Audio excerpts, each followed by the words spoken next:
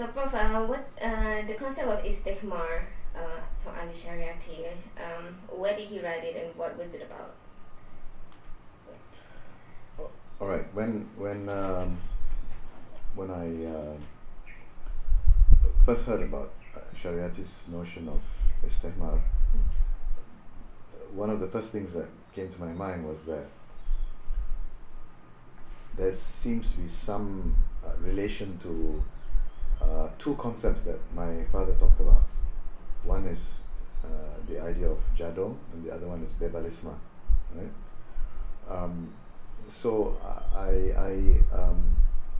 began to be interested in how these three ideas, Estehmar, Jadong, and bebalism, relate to each other, and what are the differences or similarities. Yeah.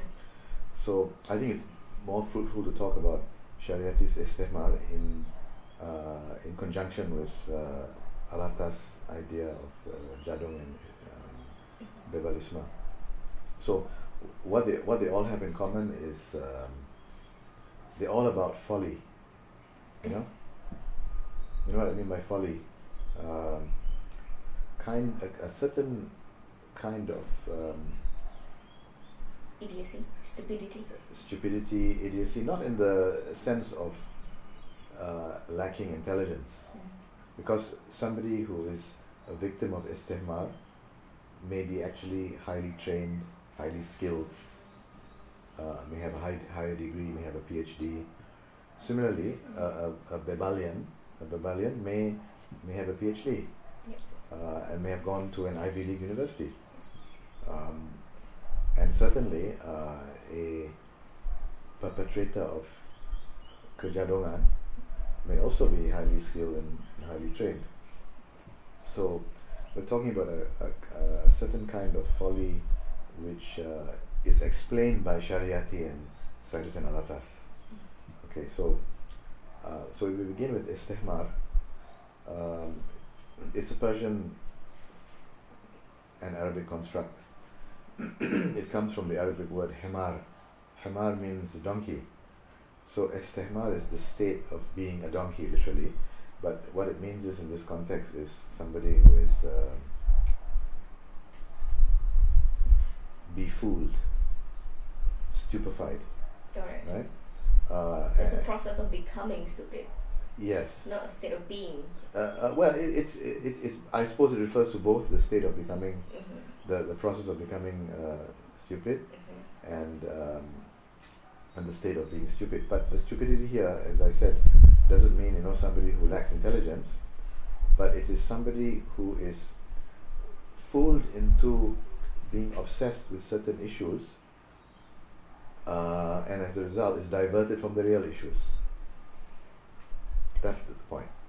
So maybe a better term to use, an alternative term, is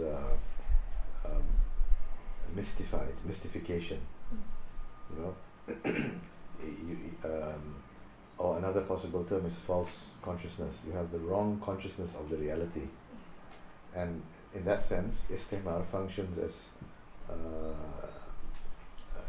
an important part of ideology, to get people, to divert people's attention from the real problems. So, for example, I think the example that Sarah Shariati gives is sectarianism. People are fooled. In other words, they are victims of Estehmar. They are fooled into believing that there are real differences between Sunnis and Shiites, and that the one is a threat to the other. And this diverts attention from the real problems of their societies, such as imperialism, such as domination, for example, American hegemony. So this is an example of Estehmar, right? So kind of befooling, stupefaction, mystification, which is perpetrated by the subjects of Estehmar, the ones who perpetrate Estehmar, and the objects of Estehmar are the victims of Mm-hmm. Estehmar, the people who are befooled or mystified or stupefied. Mm-hmm. Yeah. So did Ali Shariati or Syed Hussein Alatas ever mention who are these perpetrators, like specifically? Shariati talked about, well, Syed Hussein Alatas of course did not talk about Estehmar, Mm-hmm. so we'll come to that Okay. later. But Shariati spoke about Estehmar as coming from a number of sources, including the religious elite, the clerics, the leftist intellectuals, reformists, the Muslims also. So each group has their own, has its own agenda, and its own reasons for mystifying or stupefying the people. Yeah. But that's the basic idea of Estehmar, right? So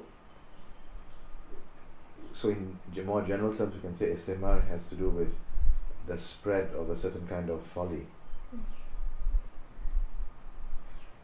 So then it's interesting to compare that with Jadongan and bebalism, which also have to do with folly, but in a different way. So in Estehmar, the people who spread, the perpetrators of Estehmar, are themselves not fools. Okay. They themselves are not necessarily victims of Estehmar, right? It's different with Jadongan, right? Jadong is what do you call it? Singkatan. I'm not sure I forget what the English word is. It's short for.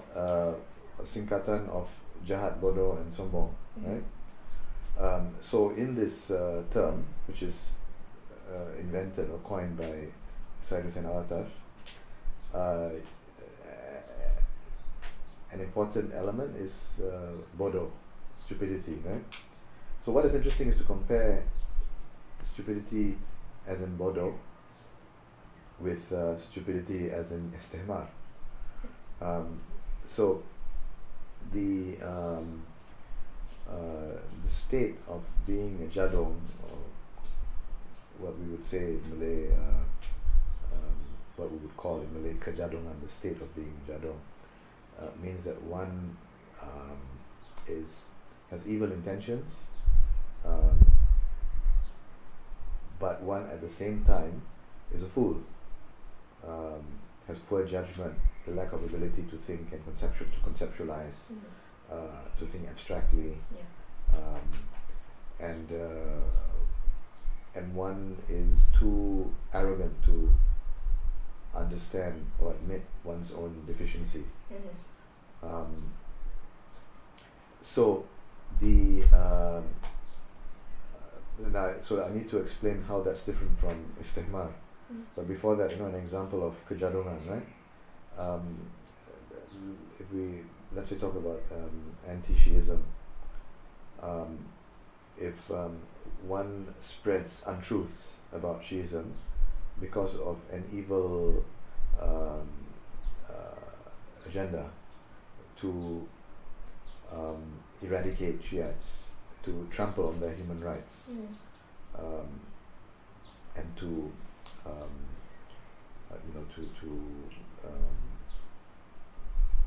deny their right to exist. That is the jahat aspect of it, the evil aspect of it. The bodoh aspect of it has to do with the inability of the anti-Shiites to distinguish between sound theological arguments against Shiism, which there are. The Shiites have theological arguments against Sunnis and vice versa. And this has been part of Islamic tradition, the polemics in Islamic tradition. But the Panjadongs, the people of Jadong, are not able to make a distinction between those sound theological arguments and those that are the consequence of lies and distortions and which do not hold water. So that is the bodoh aspect of it. And of course, obviously, many of them are also very arrogant people, sombong, who, because of their arrogance, are unable to to see the weaknesses of their arguments, and also the long-term negative consequences of their anti-Shiism on their own society, because they don't realize that they are going against Sunni tradition by demonizing Shiites. So the interesting difference between Kejadongan and Estehmar is that in the case of Estehmar, the perpetrators are themselves not victims of Estehmar. They are intelligent, clever people. They themselves are not victims of mystification or stupefaction. They are the brains behind the process of Estehmar, and they are victims, right? Whereas in Kejadongan, the perpetrators are Jadong, are, apart from Jahat and Sombong, are Bodoh, right? So that's an interesting difference. Yes. So here you have two kinds of folly, but one in Estehmar where the perpetrators themselves are not fools, but in the second case of Kejadongan, the perpetrators are themselves fools. Yes. Yeah. And they spread the folly. That's right, and they spread the folly. Yes. So what's the difference with Babal? Yeah, so that's interesting. Babal also conveys the idea of stupidity, of kebodohan. But and the way my father explains it, he says that the person who is Babal is also stupid. Again, not in the sense that he lacks intelligence or high degree or certain skills, but he lacks the ability to think in a constructive way for the long term. He lacks the ability to understand the surroundings and the situation, and he lacks the ability to react in a constructive way to problems. The example, the analogy he gave was a person who pulls out the umbrella after it has already started to rain and it's already drenched. You see? Rather than being able to assess the situation and knowing that it's going to rain and being prepared with the umbrella. You see? Right. Yeah. So it's a problem of development. Right? People who only react to problems of development after the problem has occurred, rather than having the ability to foresee problems. Yeah. So the difference between the stupidity in bebalisme and the stupidity in Kejadongan is that bebalisme may not have the element of kesombongan and kejahatan, of evil intentions and arrogance. Yeah. So bebalism can be corrected, cured. Yes, that's true. Bebalisme, I think, if we understand it that way, is something that can be overcome because it doesn't have the evil intention and the arrogance. Whereas Kejadongan is something difficult to cure. It has to be, Kejadongan has to be wiped out. The Penjadong have to be phased out. What I mean by being phased out, we have to prevent successive generations from being victims of Kejadongan, and the existing Penjadongs will simply fizzle out. Yeah. But in bebalisme, it's possible to educate people so that they at least understand how their thinking is problematic. Can people be made aware of Estehmar Yes. and bebalism in the same way? Yes, the point is, as Shariati put it, to bring consciousness to people. Yeah. And I think it also applies to bebalisme. Yeah. It seems to me that bebalisme is more as policymakers or lawmakers, not towards the society itself, but in Estehmar, it's like the society itself are the victims of. That's right. Yes. Yeah. Exactly. In all three concepts, there are like different perpetrators and different agents, and then at the same time different subjects. That's right. Exactly.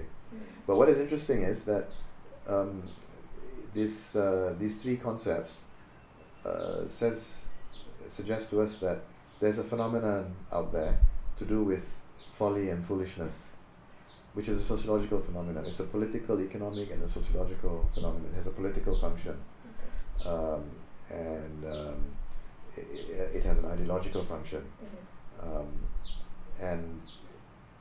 but the idea of folly is not something that is